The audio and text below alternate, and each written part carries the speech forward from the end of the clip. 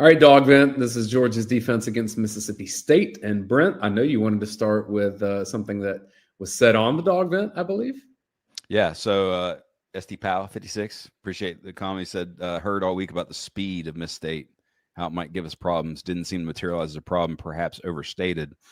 I responded, nope, it's not overstated, because you're going to show there's like 3 different plays where my notes on the play was, oh, crap, because there could have been a massive play that Mississippi State had. They just didn't find the ability to convert. But there, in spite of them going down and scoring on the opening drive, there were some good plays on the opening drive, and then you go 38 unanswered. So the defense finally bowed up and got off the field, I think, is the biggest thing. Let's start, though, with a 2nd and 10. Contavious Johnson, best game of his career, by far. And to think what he does here, to take on the puller, destroy the puller, spill it, and then go back out and make the play. Okay, that's a little next level-y. Now, I will say the back didn't, like, the little bit of congestion there, it wasn't, he didn't follow that stuff very well. He was kind of looking in the middle too much, I think, initially, in the way they designed this. But still, be an athlete, physical first, make a play second. That's as good as it gets. Because if he doesn't make the play, look at the leverage that they have on Raylan Wilson. Yep. Like, now you're out the gate, and that's a lot of grass to work with. Both of these could be called holding or hands to the face, but probably in each direction. It's every play. Yeah. So just, when you extend your hand, McLeod, you might want to be a little careful, because we got eyes right there, which he's fine, because I think that shoulder pad. Imagine that job, by the way, the umpire. Yeah. When all this chaos of these ginormous humans that are running like crazy is occurring all around you, and you just got to stand there and stare. Well, yeah, and eventually you probably would be like, well, I got to call one at some point. I hadn't called one in a quarter. So, all right. So one of the things about this game that I had forgot about really going into is the fact that Mississippi State with Shapen, like last year they had Van Buren, and it was elements of the more of the Heupel system versus the Kiffin system where he came from previously, or where he was with Ole Miss a little bit. They had more running QB, more unique designs, things like this. But with Shapen, it's more Heupel. And one of the things, remember how all those years we were like, hey, we think Georgia's going to blitz the crap out of Tennessee? And we talked about how certain downs, certain situations, especially when they go tempo, you know what they're going to do, and you know where the quarterback's going to be. So this is first down after a 3rd down conversion, and they run the cross dog blitz and just execute it perfectly. Where you get the 2 LBs coming, and like it's as much a familiarity with scheme and knowing, hey, on a first down after a 3rd down conversion, they go tempo, they want to take a shot, and that's what they were trying to do here. And you just, hey, finally get a sack. This time Xavier McLeod celebrates and kind of resets an edge. Well, because like that play's not over yet, and he's out here. Yeah. But it actually created a little space. It was funny. Okay. Yes. Next up. Yeah, there we go. So I'm almost certain this is supposed to be cover 2, and Ellis is supposed to be in the flat. Or at least, or not necessarily in the flat, but or at least working or seeing that what's going on, or even maybe wider. I don't know. But did you see Kirby instantly? Like they showed it on the broadcast a little more so than this thing, but Kirby instantly goes at him. And there's another, I think it was the Tavares Robinson as well. Both of them like convened to tell him what he should have done on this play. You really can't see it because it's cut off, but Kirby is like waving his hand here of like trying to get a little bit more movement forward. So yeah. Position. My guess is he should have been in the flat right there. All right. They get the first drive touchdown, come back, second drive, big third down. And who gets the stop here? But true freshman, Zayden Walker, right? Isn't that his, how you say his first name? Zayden Walker, Sly County. And instantly, from a movement skills standpoint, speed and ability to move, he jumps off the tape. But the other part here is go back to the wide thing. I tweeted this out. Paul is right there, or a little before snap. Right there. Just pause. So you've got Everett at the bottom of the screen, senior. Ja'Cory Thomas there at the on the deep safety, senior. Aguero in the slot, junior. Josh Horton at nose, who's a junior but is obviously still a first-year guy. The other 7 players on the field in the second drive in a road SEC game are sophomores, freshmen, or redshirt freshmen. Like youth movement. I mean, getting them reps early. I mean, he talked about the weather and the heat and all that sort of stuff, and you could tell, but 10 was in there on third down consistently throughout the game, and even as a rusher. So when that happens and he's not really played a bunch all year, he's doing it in practice. And it's not even like garbage time. It was early. So this is my first oh crap play.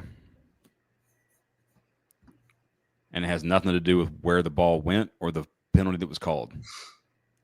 Because, Dayne, if I gave you a choice and you're preparing for Georgia's defense, like Steve Sarkisian is this week, and you want to run double moves from your slot receivers, and you're going to pick on safeties, who are you going to pick on, 4 or 20? Ja'Cory Thomas. I'm picking on 20 because, holy cow, this is a touchdown if he looks at the bottom of the screen. Like, toast. So that was the first oh crap. So you think that if we see this, that Steve Sarkisian will also see this? I know where if I'm wanting to pick on someone, I know where I'm going. Because you got to find a target to attack. Like that's just Gandhi. So, yeah. 22, same thing. Like if your QB's mobile enough and can look down the field enough, boom, get outside of here, and you can see that guy wide the freak open. And I get that Arch Manning hasn't had a great year, but I think he can make that throw. But Arch has played well outside of structure. He's like that's where he's made most of his plays. And it's also worth pointing out that, hey, you had the bust against Florida that could have been a big deal. Like you're getting these secondary plays, and it's like, okay, why aren't you getting sacks? Why aren't you getting pressures? That sort of stuff. Well, maybe because this happens in practice too, where you get blown coverages when the quarterback's out of structure. So you're just doing everything you can to make sure the QB stays in the pocket, potentially. I don't know. Raylan Wilson sack. Again, they got a third down conversion. They went tempo on first down, and they blitzed. They blitzed like 60% of the time in this game, almost 60% of the time. But it's a familiarity in knowing that, hey, first down and they go tempo, it's usually a lot of quick play action type stuff. 3rd and 23, what do you do if you're State? Not this. Because that's a heck of a play from Quintavious Johnson. Like, it's one of those things where if you're going to do this and it's going to be quick, QB, pull it down and run, I just assume hand it to the running back, the guy who normally does that. And you don't get this fumble. But it's again, 2 big-time flash plays from Quintavious Johnson. And just forcing fumbles and forcing turnovers in general is not something Georgia's done a great job of. So anytime you can get them, big time. Kirby says turnovers, explosives, and middle 8. And Georgia middle 8, they really did a good job in this game. Like that game was over at the middle 8. So pause this here before we go to this play. Just a real quick topic of conversation. What did you think of the whole fake punt stuff? In the moment, I was leaning on Coach Don and talking about how much Georgia just outsmarted Jeff Lebby. Did you wonder why he did it this game? Put something on tape.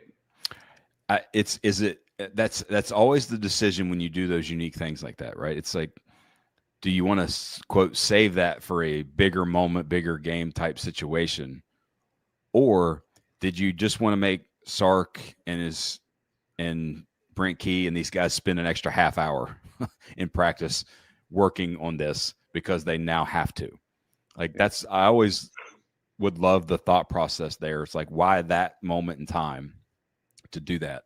But it was awesome, and it was fun to watch because not only did they make them call a timeout, they did it again, and then they jumped. But still, I thought that was who knows the variations too that can come out of that. Like, do you have a Thorson throw? Do you have a pooch punt from Gunner? I don't know.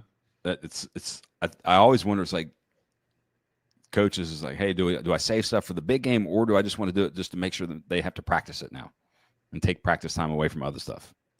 Who knows? This is another instance where, like, you just got to have better. That just can't happen. Second short, they're in the pistol. You're the edge guy. Got to make that tackle. Can't that ball can't get by you. I mean, there's a reason that Jacory was not the original starter at that spot. Correct. And I don't mean to I don't want to crap on kids, but no, that you just got to make that play. But it was a converted running back that beat him up for that. Like, that's all factual. I thought this was one of the sort of struggle bus fourth down calls, and didn't really understand. You got to kick the field goal there, right? No, I don't know. I don't even know about that. I don't ever mind the go decision. I did in this case because I thought it set up where they're out of the game. Well, it was 17-7 here? Is that right? Maybe. Right. So I thought make it. Let's see. Yeah, 17-7. Kick a field goal. Give yourself a. Where we're at? We're at 40 here. Give yourself a one possession game, and likely look if Georgia does what it did in the middle eight, then you're probably out of it anyway. But like, you really put yourself behind the eight ball when you. I would take the points early, but yeah, and it's one where it's like, how do you win the game? You got to stay in the first, and that's part of it. Agree, but there's also especially early in the first half. Like, if this was the second half, like, sure, go for it because you're trying to win the game. But in the first half, I tend to agree, especially when Georgia was kind of moving the ball up and down the field on you. They just, the reason they didn't score the one time was the fumble. Like, don't give Georgia any extra reason to have confidence. Still not the greatest play. CJ does a heck of a job of fighting through the contact because he's getting contacted, like purposely getting contacted, I think, and being there because I think even if the kid catches it, he makes the play. So that's a heck of an effort from him, but not maybe the greatest call in the world for me. Third down. Ooh. Did you see the highlight video thing that they put on Twitter last night? I did not. You need to go check it out because they have this viewpoint and they slow-mo it. And it's from the ref's viewpoint where you can just see him going straight, like the quarterback's about to die, basically. And it's a really good sort of camera angle of it. But the reason I want to highlight this is watch the move. You get him crossed up and you hit him with a swim move. That's how you pass rush. I haven't seen him do this all season. I need to go back and watch maybe every pass rush rep, but so often he tries to create speed to power and maybe go up the field and then go through the chest of the tackle. But watch this tackle, watch what he does though. Watch his right foot. He kick steps and then his right foot crosses over because he's trying to get out there based on alignment. That right foot, boom, done. Like, that's the perfect time to hit that move. And you want to see more of that, like, because that's a quick win. You got to get quick pressure sometimes, and that's just phenomenal. Backup QB, run threat. Stay in the pocket, though. This was the other sort of old crap play for me. I guess it's a defined deep shot because you just got to hit the crosser here if you're the QB because there's no one within like 5-8 yards of Anthony Evans, I think it is, and he throws into double coverage. Anthony Evans at the bottom of the screen, boom, boom, boom, and then crosser. Right, yeah. Now, based on how much speed he's sort of working with, it doesn't appear that he's even part of the progression. And the guy's going to throw it deep no matter what. But still, it's one where you had this. I had to show this. I don't know that I'd seen a throw in college much worse than this. And then he does the my bad. I was beside myself when I saw this. What just happened? I mean, if the high school beside my house did this, we would both be surprised, right? Because he did look at him, and the guy was looking, and the target was looking at him. So he looks at him there and then throws, and it just goes. I mean, that's one I wrote. That my note was that's one of the worst throws I've seen in a long time. The runner gets to go to second on that throw, right?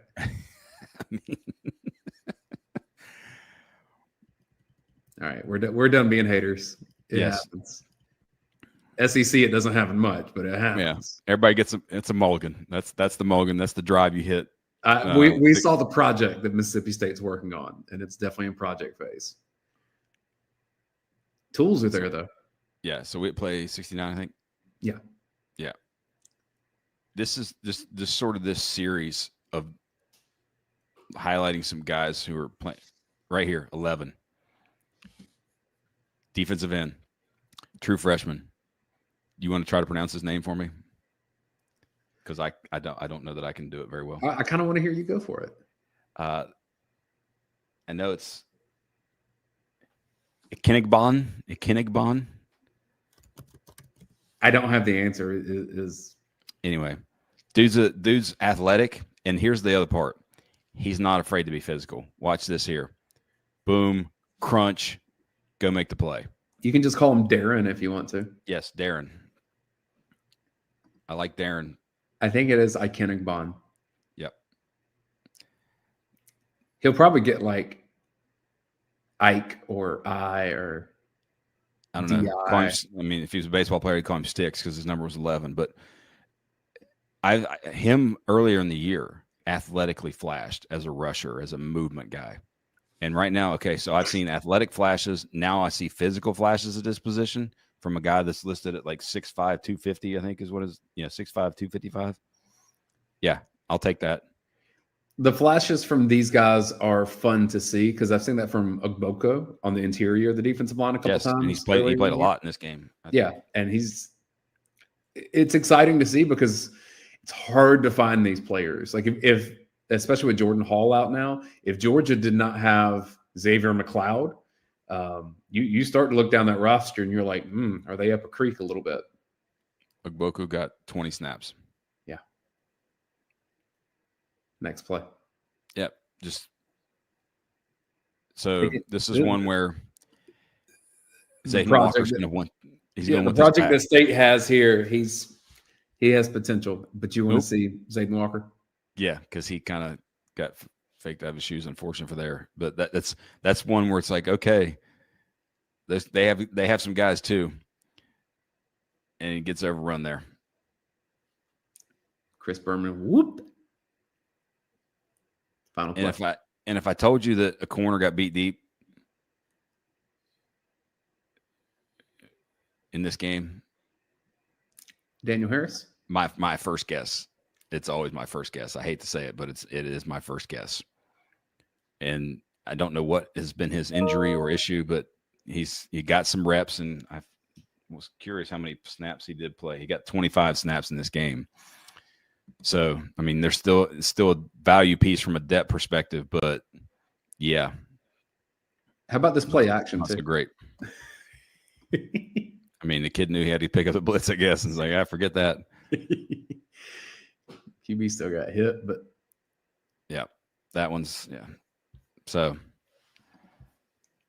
Brent, you gave him just enough to worry about on the dog vent with Texas coming in. Well, those guys won't be on the field a whole lot, I don't think. This Saturday will. Yes, and unfortunately, it's any offense is going to try to find you as a defense. You want to find who's the weak link on the offensive line. so I can adjust my pressures and go attack that individual or two individuals. Who's the weakness on the defense? Who can I attack? And right now, unfortunately, that's him. We'll do this after Texas as well and see how the Dogs look for that. You feel good about the matchup? I like the matchup. Yeah. I very much like the matchup. It's always going. It's the RSTLNE of football with like turnovers and explosive plays and things like that. But as long as you take care of the football, I like the matchup. I don't see Arch Manning coming into Sanford Stadium and throwing for a ton of yards. That said, if there's a secondary you want to face as a quarterback that hasn't put up a ton of yards, it may be Georgia's. The sort of, if there's worry components for me, it's much like Lane Kiffin in 24, where he talked about, hey, we got to beat Georgia.